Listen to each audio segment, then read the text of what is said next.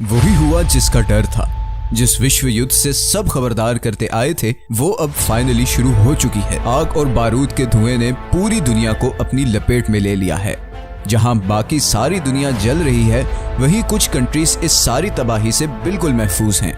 अगर world war 3 शुरू हो गई तो ये 4 कंट्रीज रहने के लिए सबसे सेफ ऑप्शंस होंगे। सबसे पहले आता है Switzerland. Switzerland France, Germany, Italy और ऑस्ट्रिया में घिरा हुआ एक छोटा सा लैंडलॉक्ड कंट्री है। स्विट्जरलैंड शायद दुनिया का सबसे न्यूट्रल कंट्री है। इतना न्यूट्रल कि पिछले 200 साल में स्विट्जरलैंड ने एक भी जंग नहीं लड़ी। इसने आखिरी जंग नेपोलियन के खिलाफ 1815 में लड़ी थी। यूरोप में होने के बावजूद स्विट्जरलैंड ना तो यूरोपीय यूनियन का मेंबर है और ना ही नेटो का हिस्सा है। स्विट्जरलैंड वर्ल्ड वॉर 3 में इतना सेफ कंट्री क्यों होगा? इसकी सबसे पहली वजह है स्विट्जरलैंड की जियोग्राफी। स्विट्जरलैंड को अगर हम 3 हिस्सों में डिवाइड करें तो साउथ में है स्विस एल्प्स, एक बहुत बड़ी माउंटेन रेंज जो इसे इटली और ऑस्ट्रिया से सेपरेट करती है। वेस्ट और नॉर्थ में जूरा माउंटेन रेंज है जो इसे फ्रांस से सेपरेट करती है।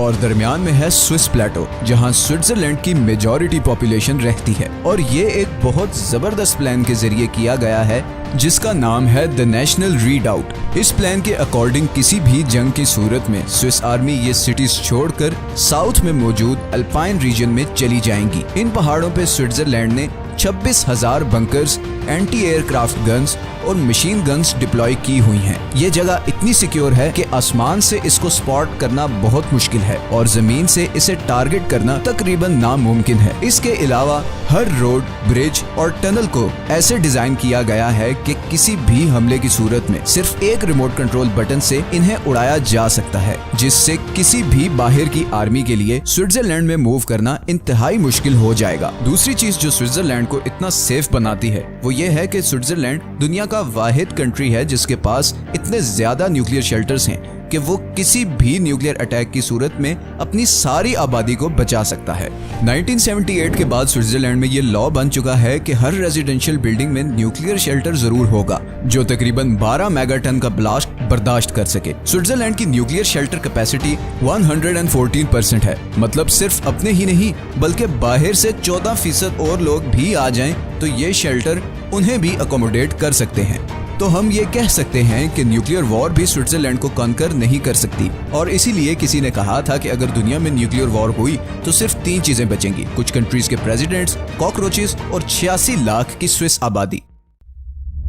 दूसरे नंबर पे आता है फिजी। साउथ पैसिफिक ओशन में ऑस्ट्रेलिया से तकरीबन 1700 मील दूर ये है पैसिफिक ओशन का सबसे डेवलप्ड आइलैंड। खूबसूरत बीचेस और समुद्री खुराक से माला माल फिजी किसी भी ऐसे स्ट्रेटेजिकली इंपॉर्टेंट रिसोर्स से महरूम है जिससे ये दुनिया की सुपर पावर्स की नजर में आए। फिजी की कोई वॉर टाइम स्ट्रेटेजी भी नहीं है और इसके पास सिर्फ 6000 लोगों की आर्मी है। दूसरी चीज जो फिजी को सेफ बनाती है वो है इसकी डीप लोकेशन। ये एशिया, अमेरिका, यूरोप और अफ्रीका वगैरह से इतना दूर है कि बाकी दुनिया में होने वाली जंग के साइड इफेक्ट्स इस तक पहुंचेंगे ही नहीं। इवन अगर ऑस्ट्रेलिया पे भी हमला हो तब भी फिजी इतना दूर है कि इसे समुद्री रास्ते से कंकर करना कोई आसान काम नहीं, क्योंकि इसके आसपास 300 और आइलैंड्स हैं जिनको एक हैवी आर्मी के साथ क्रॉस करना इंतहाई मुश्किल काम है। फिजी की इकोनॉमी मेनली टूरिज्म और एग्रीकल्चर पर चलती है।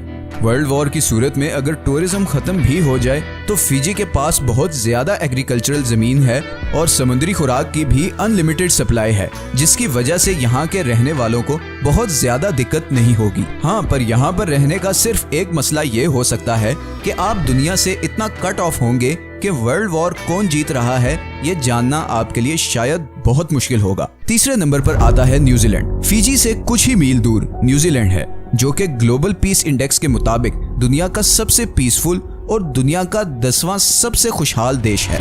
लेकिन इसकी वर्ल्ड वॉर 3 में सेफ रहने की असल वजह इसकी लोकेशन, जियोपॉलिटिकल पॉलिसी और रिसोर्स रिच होना है। अगर लोकेशन की बात करें तो न्यूजीलैंड फिजी से भी 1600 मील दूर साउथ में है, यानी वर्ल्ड वॉर के एक्शन से और भी ज्यादा दूर। दूसरा, न्यूजीलैंड के साउथ में सदर्न एल्प्स की माउंटेन रेंज है जो किसी भी फॉरेन अटैक के अगेंस्ट उसे एक नेचुरल प्रोटेक्शन देती है। तीसरा, न्यूजीलैंड की पीसफुल फॉरेन पॉलिसी भी ये गारंटी करती है कि वो किसी भी वर्ल्ड वॉर का हिस्सा ना बने। और लास्टली, इंटरनेशनल जियोपॉलिटिक्स में कोई बहुत ज्यादा स्ट्रेटेजिक इंपॉर्टेंस ना होने की वजह से भी न्यूजीलैंड दुनिया के बाकी कंट्रीज के लिए कोई ऐसा प्राइज भी नहीं जिसको हासिल करने के लिए वो इतनी मुशक्कत उठाकर इस पे अटैक करें। और आखिरी नंबर पे आता है आइसलैंड। यूके और बाकी यूरोप से 1000 मील दूर ये है कुदरती रिसोर्सेज और खूबसूरत सीनरी से माला माल अटलांटिक ओशन का दूसरा सबसे बड़ा आइलैंड। आइसलैंड में 2 चीजें हैं जो इसे किसी भी जंग की सूरत में एक इंतहाई सेफ कंट्री बनाती हैं। सबसे पहले तो इसकी लोकेशन है। ये यूके और बाकी यूरोपियन देशों से इतना दूर है कि डायरेक्ट वॉर की सूरत में इसकी तरफ किसी का ध्यान भी नहीं जाएगा। और दूसरा, आइसलैंड के पास इतने ज्यादा रिन्यूएबल एनर्जी सोर्सेज हैं कि ये अपनी 100% एनर्जी खुद ही जनरेट करता है। आइसलैंड के पास असल में बहुत ज्यादा जियोथर्मल एनर्जी है जिसे ये बिजली और हीट में कन्वर्ट करता है और इसे बाहर से कोई एनर्जी इंपोर्ट नहीं करनी पड़ती। तो जहां बाकी कंट्रीज वर्ल्ड वॉर के दौरान एनर्जी क्राइसिस में घिरे होंगे, वहीं आइसलैंड को कोई खास फर्क नहीं पड़ेगा।